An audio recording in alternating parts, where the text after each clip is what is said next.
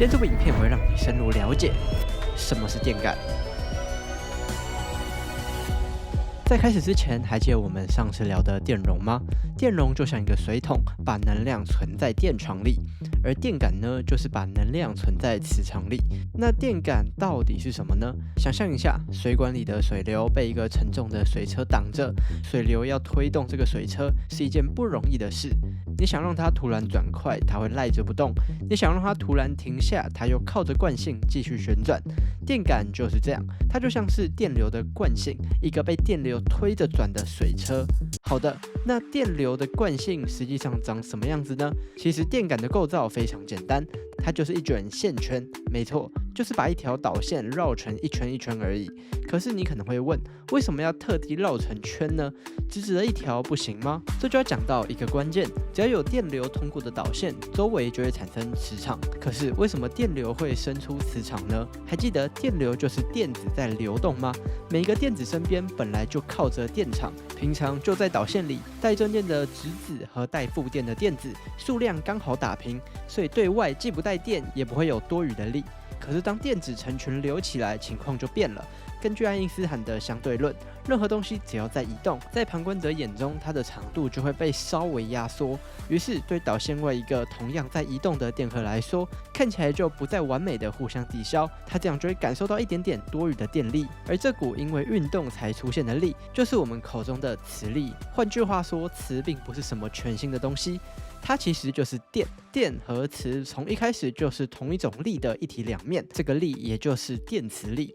而当你把导线绕成一圈一圈，每一圈的磁场就会叠加在一起，绕得越多圈，磁场就越强。这个圈数我们把它叫做杂数，用代号 n 来表示。好，现在我们知道电感是一卷线圈了，那它到底有什么特性呢？这就是电感最特别的地方，它会阻挡变化的电流，却让不稳定的电流顺利通过。这个特性你可能觉得有点熟悉，没错，这跟电容刚好完全相反。这点我们最后会再回来聊。那为什么电感会挡住变化的电流呢？我们回到水车，想象一下，你突然打开水龙头，让水一口气冲过去，可是那个沉重的水车还没转起来，水就卡在那边，一时之间冲不过去。这也就是为什么电感会突然挡住变大的电流。反过来，当你突然关掉水龙头，水车却因为惯性还在转，它会持续推着水往前跑，不会让水马上停下来。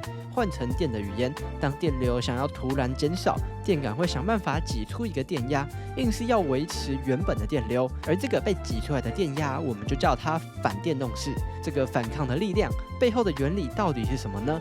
这就要请出一位重要人物——麦克法拉第。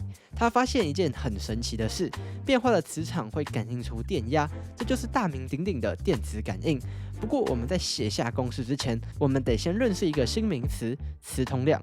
它听起来很抽象，其实概念很单纯。磁场是一束束的磁力线，而磁通量顾名思义就是磁力线的通过量，也就是穿过线圈的磁力线总共有多少。磁场越强，线圈围出的面积越大，穿过去的磁力线就越多，磁通量也就越大。我们用希腊字母 phi 来表示它。好，认识了磁通量，我们就可以来看法拉第的公式了。他把电磁感应写成感应电压等于杂数乘以磁通量的变化率。你可以简单好记成磁场变得越快，线圈绕得越多圈，感应出来的电压就越大。这条公式其实还隐藏着一个负号，这个负号的意思是感应出来的电压永远都在反抗原本的变化。你想让电流变大，它就挤出一个电压挡你；你想让电流变小，它就挤出电压推你。这种处处反抗的特性叫做楞次定律。好的，讲到这里，你可能会发现一个问题：法拉第公式讲的是磁通量的变化，可是磁通量我们又看不到。我们在电路里真正量到的是电流，所以我们得想办法把这条公式翻成电流的语言。别忘了，线圈里的磁通量其实就是电流撑出来的，电流越大，磁场越强，磁通量就越大。而刚刚我们的杂数绕了 n 圈，磁通量就被连接了 n 次。这个 n 乘以磁通量，我们叫它磁链。而关键就在这个地方，这个磁链刚好等于电感乘以电流，也就是 n 乘以磁通量等于 L 乘 I。这下你就懂了，为什么绕越多圈电感就越大，因为圈数越多，同样的电流就能连接到越多的磁通量。好，我们把这个关系带回法拉第公式里，就会得到电感的特性公式：电压等于电感 L 乘以电流的变化率。好的，既然电感能把能量存在磁场里，那这份能量到底有多少呢？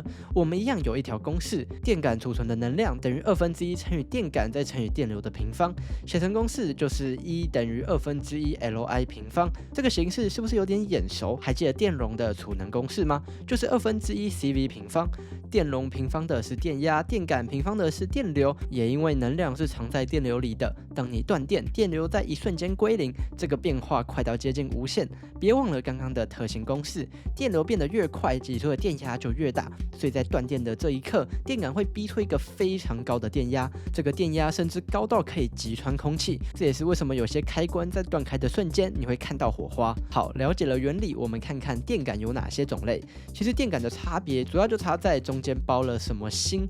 第一种是空芯电感，中间什么都不放，就是单纯的线圈绕着空气，它的电感量会比较小，但反应很快，常常用在高频电路。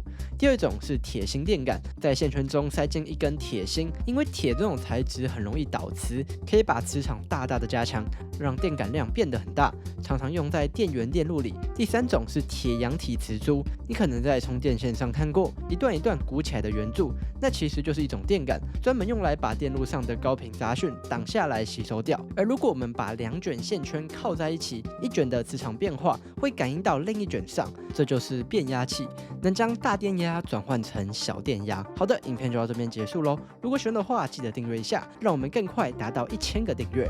这里是电子大小事，我们下次再见。